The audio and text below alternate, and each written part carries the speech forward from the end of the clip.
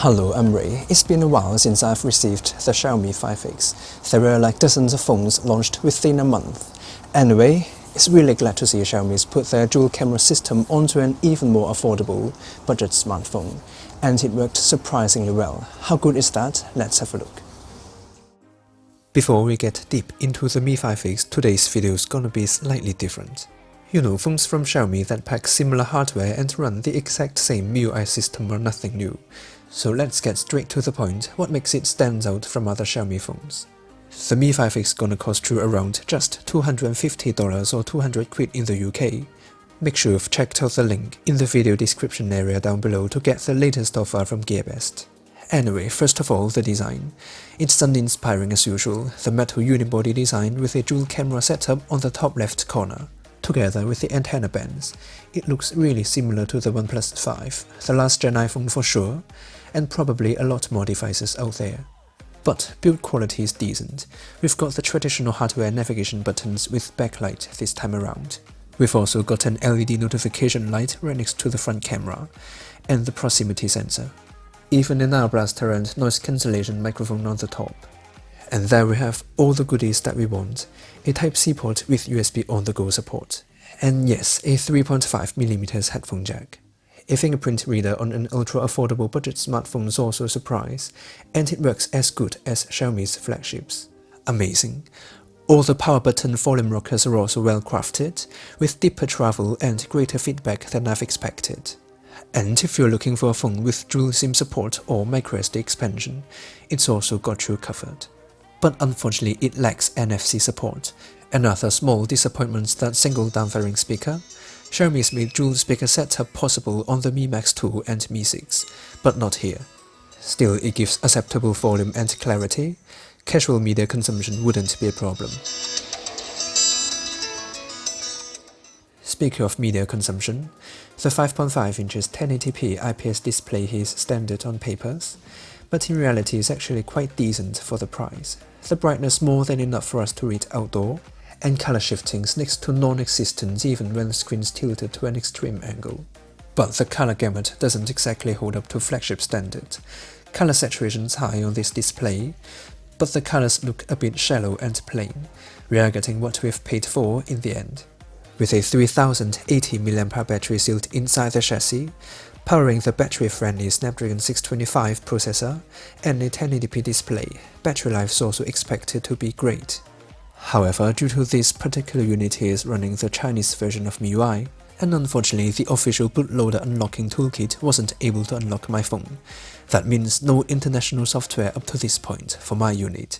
No Google services, no battery life and speed tests, but 3080 mAh battery on a mid-ranger, battery life would be brilliant. So here we've come to the dual camera setup on the Mi5X.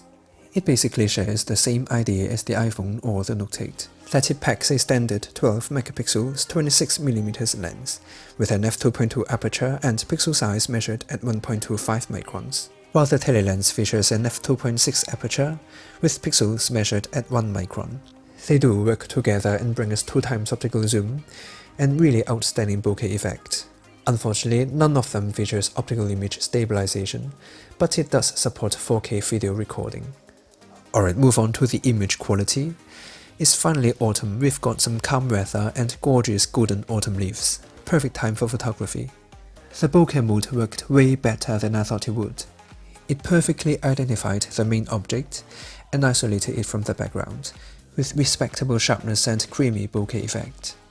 Even in such a challenging scene, with all those leaves on both the front and the background, the Mi5X still rendered it flawlessly smooth. And interestingly, the focal range that we can net bokeh effect to the image is also significantly wider than that on the Note 8 and the iPhone 8 Plus. It was like more than 3 meters away from that sculpture, but the bokeh mode just worked perfectly fine. It actually delivered comparable accuracy to the Note 8 or the iPhone 8 Plus. Those creamy bokeh effect, together with those best-in-class accuracy, absolutely impressive. Considering it's in fact a 200 quid budget smartphone, we're definitely getting the best bokeh effect here compared to phones with similar price tags.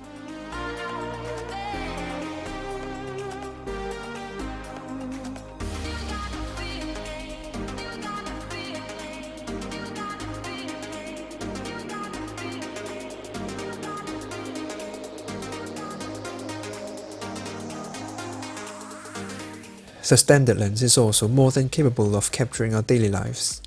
With HDR turned on, dynamic range is also top-notch. Unfortunately, it tends to over-exaggerate basically all colors. Images taken with HDR mode are way too oversaturated and look unrealistic. But if you're sharing it on Instagram or Facebook, your friends will definitely be surprised by those saturated colors.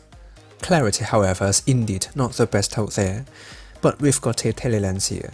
With all these sample images, we can confirm that the telelens is indeed working, under broad daylight at least.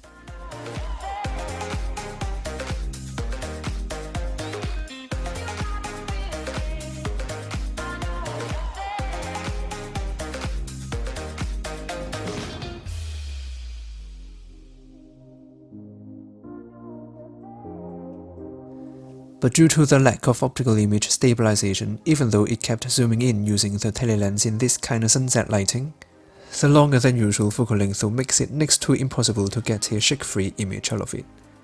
Low light performance on the standard lens is also mediocre. The lack of optical image stabilization, the relatively narrow f2.2 aperture, and 1.25 micron sized pixels have already told us is not meant for low light photography. Lucky enough, images taken in such an extreme low-light condition are still kinda usable. Not much to complain really, for that price tag. The lack of optical image stabilization, however, also indicates the Mi5X not gonna give us silky smooth handheld footages. It does support 4K recording, which is a surprise for sure for this price tag, but the telelens seems to be disabled while in video mode. Interesting. At the end of the day, it gives really decent image quality in daytime, best-in-class bokeh effect and 2x optical zoom that's actually working. Low-light performance and video quality are compromised, but still, we can't complain too much on this £200 or $250 budget smartphone. So there we have it, the Xiaomi 5X. The design's indeed uninspiring, but the build quality is decent, with all the MIUI goodies and handy features just like any other Xiaomi phones. And also the widely recognized Snapdragon 625 processor, with 4GB of RAM. Day-to-day performance or even light gaming is not a problem at all on this guy. Completing the package with an above-the-average 1080p IPS display, a 3080 mAh battery, a fascinating dual-camera setup, and a headphone jack. The Mi5X definitely worth the price. The major trade-offs though would be the design, low-light photography, and video recording experience. If you're interested in getting one, make sure you've checked out the link down below. So hope you all enjoyed watching this video, like it if you liked it, and don't forget to subscribe.